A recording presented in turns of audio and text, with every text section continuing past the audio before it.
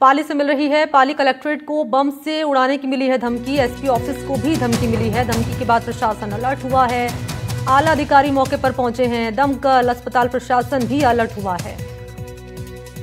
तो पाली से ये खबर बड़ी है, वो इसलिए क्योंकि कलेक्ट्रेट को बम से उड़ाने की धमकी मिली है। एसपी ऑफिस को भी धमकी मिली है और जैसे ही धमकी मिली एडमिनिस्ट्रेशन अलर्ट हुआ। आला अधिकारी मौके पर पहुंचे। सुभाष इस वक्त मेरे साथ जुड़ चुके हैं। सुभाष, क्या है पूरी खबर? पता चल पाया किसने दी धमकी है? देखिए, कलेक्ट्रेट के मेल आईडी के ऊपर यहाँ पर एक मेल आया था जिसमें कलेक्ट्रेट में बम होने की सूचना थी। उसको बम से उड़ाने की धमकी दी गई थी। तत्परता से कलेक्टर ने सभी आला अधिकारियों को सूचित किया और पूरा कलेक्ट्रेट, पूरे ऑफिस जितने भी थी उसको पूरा खाली करा दिया गया है। टप्पे टप्पे पर पुलिस को तैनात कर दिया गया है। रास्ते सारे बंद कर दिए हैं। दमकल और पुलिस, दमकल भी मौके पर पहुंच चुकी है और अस्पताल जो प्रशासन है उसको अलर्ट किया हुआ है। लेकिन जो बम निरोधक दस्ता है उसको जोधपुर सूचना दी गई है। अब वो कब पहुंचता है, कितने टाइम बाद पहुंचता है, वो तो समय बताएगा। लेकिन फिलहाल अलर्ट मोड पे है और कलेक्ट्रेट और एसपी ऑफिस के अंदर चारों तरफ से रास्ते बंद कर दिए गए हैं। किसी को न तो अंदर जाने की आज्ञा दी गई है, न बाहर निकल सकता है। सभी के सभी पुलिस अधिकारी किस तरह से दी गई है? मेल आया है या फोन करके ये धमकी दी गई है? ये कलेक्ट्रेट के मेल आईडी के ऊपर मेल आया था। अच्छा, शुरुआती तौर पर क्या लग रहा है ये सुभाष? अगर शुरुआती दौर की अगर बात करें तो ये जो सूचना अंदर से निकल के आ रही है मॉक ड्रिल हो सकता है। लेकिन जिस तरीके से पहलगाम का जो आतंकी हमला हुआ था उसको देख करके प्रशासन कतई कोई रिस्क नहीं लेना चाहता है और उसी को लेकर के पूरी तैयारी के साथ में कलेक्ट्रेट को खाली करा दिया गया है। बम निरोधक दस्ते को भी बुलावा भेज दिया गया है। अब उस मेल की जांच की जा रही है कि वो मेल कहां से आया, किसने भेजा और इसकी आईपी एड्रेस क्या थी। जी, शुक्रिया आपका सुभाष रोहिशवाल तमाम जानकारी के लिए। तो जिन पर रिश्वतखोरी रोकने की जिम्मेदारी है वही घूसखोरी कर रहे हैं, इसकी तस्दीक तब हुई है जब सवाई माधोपुर में एसीबी के ही एक एएसपी रिश्वतखोरी के मामले में हो गए ट्रैप। जो जानकारी सामने आई वो ये कि एएसपी नाम है सुरेंद्र शर्मा। रिश्वत की राशि लेने के लिए 2 दलालों को इन्होंने रखा हुआ था।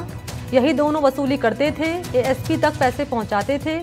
एसीबी ने उन दोनों दलालों को 13 लाख की नकदी के साथ पकड़ा है और एएसपी को ले लिया हिरासत में।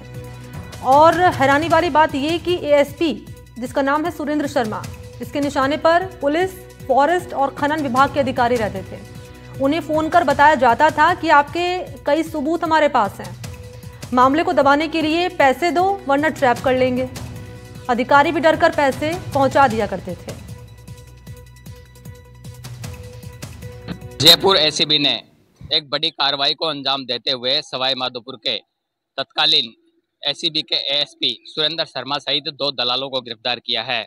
आप मेरे पीछे देख सकते हैं कि ये वही सरकारी आवास है जिसमें सुरेंद्र शर्मा, जो सवाई माधोपुर एसीबी में एएसपी के पद पर कार्यरत थे, वो यहाँ पर रहते थे।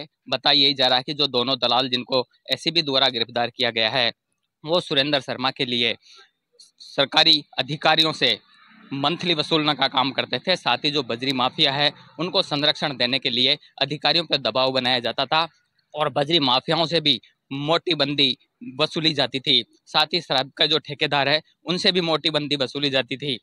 जैसे ही एसीबी के रडार पर तीनों आए, एसीबी ने उनको डिटेन किया और पूछताछ की और इनके जो ठिकाने हैं, दलालों के जो ठिकाने हैं, एएसपी सुरेंद्र शर्मा के जो ठिकाने हैं उन पर दबिश दी गई, जहां पर कई अहम दस्तावेज भी वहां पर मिले और कई महत्वपूर्ण वहां पर सबूत भी एकत्रित किए एसीबी ने। उसके बाद में एसीबी द्वारा तीनों को गिरफ्तार कर लिया है। फिलहाल एसीबी द्वारा तीनों से पूछताछ की जा रही है। बताया जा रहा है कि छापेमारी कार्रवाई के दौरान 13 लाख रुपए की नकदी और कई महत्वपूर्ण दस्तावेज मिले हैं।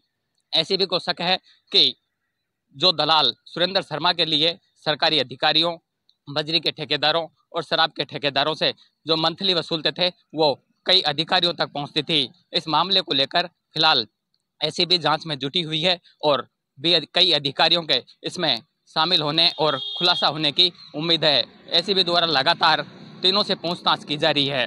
बजरंग सिंह राजावत, एनडीटीवी, सवाई माधोपुर।